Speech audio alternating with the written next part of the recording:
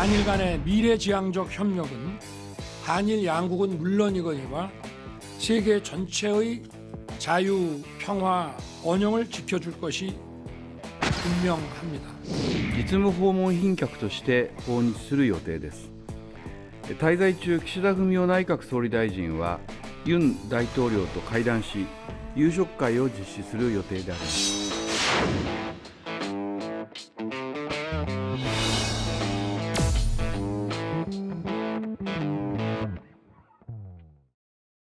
네, 윤석열 대통령이 다음 주 목요일 1박 2일 일정으로 일본을 방문합니다. 기시다 총리와의 정상회담도 예정돼 있는데 지난 12년 동안 중단됐던 한일 정상교류의 물꼬가 트이는 게 아니냐 이런 기대감도 있습니다. 이현정 의원님, 네.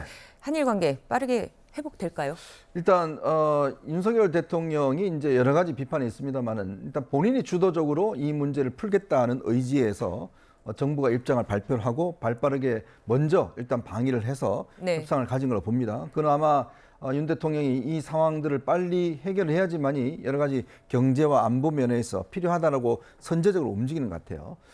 예전에 아마 이명박 대통령 시절에 이제 셔틀 외교가 있다가 중단이 됐습니다. 그때 예. 이명박 대통령이 독도를 방문한 적이 있습니다. 네, 그 때문에 사실은 이제 한일 관계가 또 급속히 악화된 적이 있고요. 네. 그 이후에 또 박근혜 대통령이 이제 위안부 합의가 있었습니다만은 네. 문재인 대통령 때 사실상 합의를 파기하면서 여러 가지 이제 한일 관계가 5년 동안 완전히 경색됐지 않습니까? 예. 그래서 윤 대통령이 이 문제를 이제 풀어야 된다. 그 특히 한미일이라는 지금 현재 국제 정세가 신냉전으로 가고 있기 때문에 그게 중요한 자유진영의 축인 한국과 미국과 일본이 함께하지 않으면 어렵다는 어떤 여러 가지 우방국들의 어떤 판단, 여기에 같이 윤 대통령도 경제 문제나 이런 것들을 풀어야 된다는 이런 신념, 이런 것들이 이제 겹쳐져서 이제 이번에 일본을 방문하게 되는 것인데 네. 저는 뭐 일단 이 윤 대통령이 밀어붙이는 만큼 상당한 외교적인 어떤 성과는 충분히 있으리라 봅니다.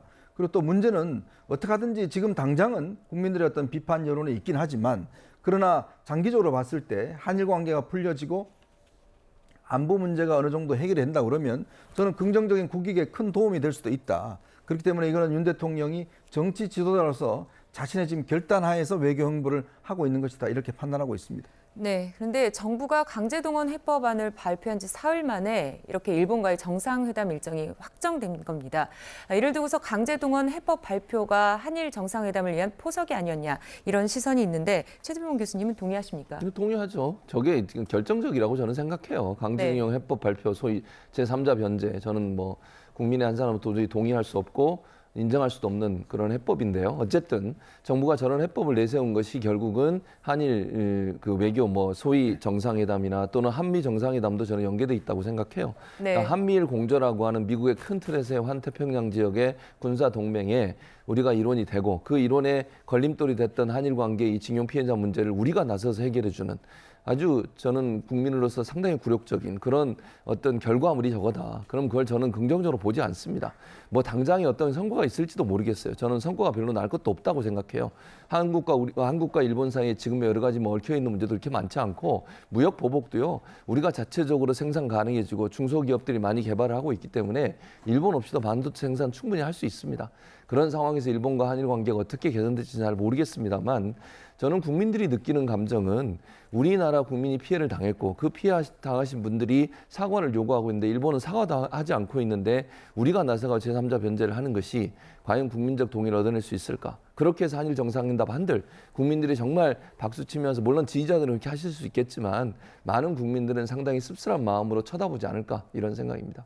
네, 일본의 제1야당인 입헌민주당은 한국 정부가 발표한 강제동원 배상 해법을 높이 평가하면서 일본 정부에도 수출 규제를 해제할 것을 촉구하기도 했습니다. 정혁진 변호사님, 이 부분에 대해서도 한일 정상회담에서 얘기가 나오겠죠? 이게 왜냐하면 이제 강제동원 문제로 인해 가지고 한일 관계가 경색이 되면서 네. 그 문제가 됐던 게 크게 세 가지 아니었습니까? 첫 번째, 반도체 소재를 그 수출하는 것에 대해서 규제가 들어왔고 예. 두 번째 이제 화이트리스트에서 우리나라가 빠졌고 그다음에 이제 지소미아 관련해서도 이제 문제가 됐는데 네. 그렇기 때문에 어떻게 보든지 간에 윤석열 대통령이 이 문제를 해결하기 위해서 어쨌든 통큰 결단을 갖다 한 거니까 여기에 대해서 어쨌든 일본의 여당뿐만 아니라 야당에서도 여기에 대해서 평가를 해줘야 된다 그런 분위기라고 생각이 되고요. 그렇기 때문에 정상회담에서 이 문제가 다시 원상으로 회복되는 그런 그 이야기가 나올 수밖에 없고 또 나와야 된다라고 저는 그렇게 생각이 됩니다. 네. 하지만 우리 정부의 강제동원 해법에 대한 민심, 정부와는 사뭇 다른 분위기입니다. 윤 대통령의 지지율에도 영향을 미치고 있는데 박상규 의원님, 한일 정상회담을 통해서 여론의 반전도 가능할까요?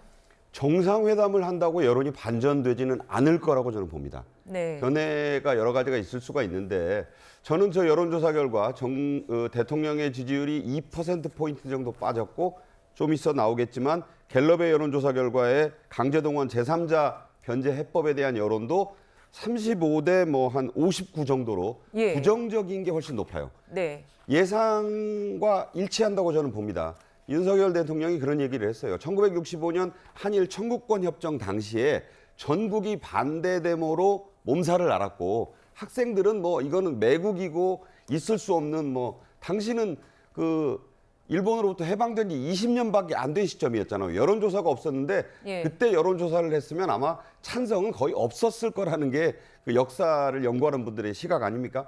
대통령은 그런 걸 모르지는 않았어요. 그리고 한일 정상회담 하나 얻자고 이렇게 한 것도 아닙니다. 이게 이제 한미일 동맹도 복원을 해야 되고 네. 경제 문제에 있어서 여러 가지 풀어야 될 해법이 많아서 그런 것들을 무릅쓰고 이번에 이런 카드를 던진 거기 때문에 자, 예정을 보면요. 4월 말에 미국 국빈 방문이 있고 5월에 히로시마의 G7의 한미일 정상회담이 있을 걸로 보면서 한국과 일본, 미국의 삼각 공조가 강화되는 그런 분위기예요. 그러니까 이게 지금 당장 욕을 먹고 또 지지율도 떨어질 거라는 걸 모르고 이런 것을 한 게 아니라 좀 더 대국적으로 앞으로 한미일이 협력자로 가야 된다. 네. 침략자가 아닌 협력자라는 발언이 지난 3.1절 기념사에서 나왔잖아요. 거기서부터 큰 그림의 포석은 시작된 것이고 이 정도의 반발은 감수를 했을 것이다. 한일 정상회담 한다고 여론 반전을 기대하는 그런 정도는 아니었을 거라고 저는 봅니다. 네, 대통령의 통큰 결단에도 불구하고 강제동원 피해 당사자인 김성주, 양금덕 할머니 제3자 변제 방식에 강하게 반대하고 있습니다. 들어보시죠. 양심 있으면 말을 해봐라. 우리는 일본 사람들이 우리를 끌고 갔는데 어디다 대고 사죄라고 어디다가 사죄를 받고 어디다가 요구를 하겠습니까? 일본 사람들은 양심 있으면 말을 해봐라. 윤석열은 한국 사람인가 조선 사람인가 어느 나라에서 온 사람인지는 모르겠습니다. 나 그런 돈은 꼭 굶어 죽어도 안 받아요. 내가 왜 그런 돈을 받아요? 네, 일본 분위기는 어떨까요? 지난 6일 강제동원 피해의 해법을 발표하면서 박진 외교부 장관은 컵에 물이 절반 이상은 찼다 이렇게 표현을 했습니다. 하지만 박 장관 발언 이후 불과 사흘 만에 일본 외무상은 강제동원 자체가 없었다. 최종적으로 해결이 끝난 일이다. 이렇게 못을 박았습니다. 이현종 의원님, 네. 정부는 일본 전범 기업들이 미래기금에 참여할 걸 예상한다. 이렇게 기대하고 있는데 과연 잘 될까요? 우리가 이제 이 역사가 있죠. 1965년도 청구권 협상 때 그때 네. 이미 이제 이걸 일괄적으로 다 어떤 합의서가 있습니다. 예, 그러니까 그렇죠. 일본은 이제 그걸 근거로 해서 했고 그 이후에 우리가 두 차례 걸쳐서 이 배상을 한 적이 있습니다. 당시 70년도에 그때 우리가 배상을 한 적이 있고요. 노무현 대통령 때 당시에 6,500억을 들여서 진짜 우리가 직접 정부가 배상한 적이 있습니다. 그 이후를 했기 때문에 그러니까 일본 입장에서는 원칙적으로 본인들이 이미 65년도 청구권 협상에서 협의가 이루어졌기 때문에 지금 이거에 대한 책임이 없다라고 이야기를 하는 것인데 네. 그러다가 이제 박근혜 대통령 때 위안부 협의 같은 경우는 일본이 재단을 설립해서 거기에 출자하는 형식으로 해서 했지 않습니까? 예. 이제 그런 형식 하다가 그걸 뭐 문재인 대통령이 또 완전히 해버리니까 지금 이제 일본 내 분위기도 한국하고 뭔가 합의를 하더라도 이게 깨버리면 한 거 아니냐. 이 신뢰가 이미 얼그러졌다. 이렇게 이제 판단하고 있기 때문에 네. 저는 조금씩 앞으로 이 문제는 좀 간극을 극복해 나가야 된다. 아마 윤 대통령이 먼저 물꼬를 던졌기 때문에 일본도 내부에서 정치권이나 기업에서는 저는 변화가 있으리라 봅니다. 이번에 정상회담을 하고 나면 일본 내에서도 움직임이 있고 이번에 정상회담을 할 때 우리 정경련과 게이단련이 함께 미래청년재단에 대한 이제 합의를 이룰 것으로 예상이 되거든요. 네. 이제 그런 방식을 통해서 이 문제가 하나하나씩 해결 나가야지 이거 뭐 갑자기 하루아침에 모든 게 해결되는 것은 아니라고 봅니다. 네, 제일교포 경제인들이 징용재단에 기여하겠다 뭐 이런 의사도 밝혔고요. 주한미상이 그러니까 암참도 재단 기부를 하겠다 이렇게 했지만 최준봉 교수님, 미쓰비시 중공업이나 일본제철 등의 입장은 어떻게 나오고 있습니까? 일본 기업은 일본 입장하고 거의 동일해요. 사실은 이제 기업들보다 일본 정부가 일정 부분 기업에 영향을 저는 미치고 있다고 보거든요. 왜냐하면 네. 이걸 인정하는 순간 본인들이 지금 아까 얘기하신 것처럼 어떤 것도 강제노동에 해당되지 않는다고 얘기하고 있어요. 그러니까 기업의 입장이 아니라 저는 일본 정부가 기업들을 그렇게 반응하는 것을 저는 막고 있다고 개인적으로 생각을 하고요. 근데 더 황당한 것은 이미 중국에는요 사과도 하고 배상도 해줬어요, 미쓰비시. 근데 우리나라에만 이렇게 하는 거예요. 이게 과연 맞는 건지 저는 미쓰비시도 이러면 안 되고 일본도 이러면 안 됩니다. 본인들이 잘못한 것에 대해서 인정도 안 하고요. 강제징용 한 적이 없다고 지금 주장을 하고 있어요. 피해자는 존재하고 있고 그 피해자들이 아직까지 생존해 있는데 그런데도 불구하고 인정을 안 하고 강제로 노동을 시킨 적이 없다니요. 속에서 끌고 가가지고 강제로 노동시키고요. 임금도 제대로 지급 안 했어요. 대법원이 바보입니까? 그런 판결을 왜 내렸겠습니까? 그리고 개인 청구권은 살아있다고 대법원이 판결 내렸잖아요. 법치적으로. 근데 거기에 대해서 그럼 대법원의 판결에 대해서도 인정을 안 하고 있는 꼴이에요. 그게 저는 맞는지 모르겠고 저는 이 미쓰비시나 일본 정부가 이런 식의 태도를 보이는 게 대단히 반인륜적이라고 생각해요. 이거는 그냥 국가와 국가의 문제가 아니고요. 인권의 문제고요. 사람에 대한 대우의 문제라고 저는 생각해요. 자기 나라 국민이 만약 그랬어도 저렇게 할까요? 저런 태도를 보이는 일본의 태도 대단히 잘못됐다고 생각합니다. 여기서 한 말씀만 드리고 싶은 게 일본이 그러면 제1야당을 빼고는 왜 그렇게 일본 외무상까지 나서서 윤석열 대통령의 제3자 변제 방식을 즉각 부정적으로 반응하고 나왔느냐. 일본이 4월 9일과 23일에 일본 통일 지방선거라는 걸 합니다. 네. 4년 만에 한번 치러지는 거고 7,288개 지방자치단체 가운데 30%가량이 걸려 있어서 지지율이 낮은 기시다 정권으로서는 이 선거에서 지면 정권이 끝장나는 선거예요. 네. 그러다 보니까 자민당으로서는 일본의 보수 강경파들의 목소리를 의식하지가 않을 수 없습니다. 그러니까 윤 대통령의 저런 게 나오더라도 저게 즉각 호응을 하면 일본 내 우파와 강경파들이 뭐냐, 왜 한국에 65년에 다 해준 걸 가지고 또 뭘 오케이 하고 또 오라고 그러느냐, 이렇게 갈 수 있다고 보는 거예요. 네. 이건 정확하게 지금 외신을 보시면 알 수 있는데, 그래서 일단은 일본 정부에서는 또 뭐 좀 앞뒤가 안 맞는 지금 이런 반응을 내놓고 있거든요. 그러나 그런 그 코드도 읽어야지만 일본의 반응을 같이 이해할 수 있다, 이런 말씀을 드리겠습니다. 네. 그런데 이런 상황에서 한일 정상이 만나기로 하는 등 양국 간의 분위기가 다소 풀리자 미국이 환영을 하고 나섰습니다.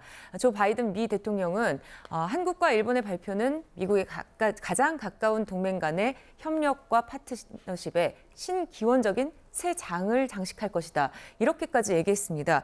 정혁진 변호사님, 이건 어떤 의미입니까? 그러니까 미국은 일단은 제3자죠. 그러니까 네. 한일 간에 있는 그런 감정적인 문제에 대해서 잘 알지도 못할 거고 관여할 필요도 없을 거고, 그런데 미국의 입장에서는요. 한일 간의 협력을 해가지고 자유진영 체제가 공고화되는 것이 미국의 국익에 더 부합한다, 이렇게 볼 수밖에 없지 않겠습니까? 네. 그렇기 때문에 이제 미국의 바이든 대통령 입장에서는 한국과 일본의 정상이 만나고 이런저런 문제들이 해결되는 것을 환영할 수밖에 없는 그러한 상황이 아닌가, 저는 그렇게 판단이 됩니다. 네.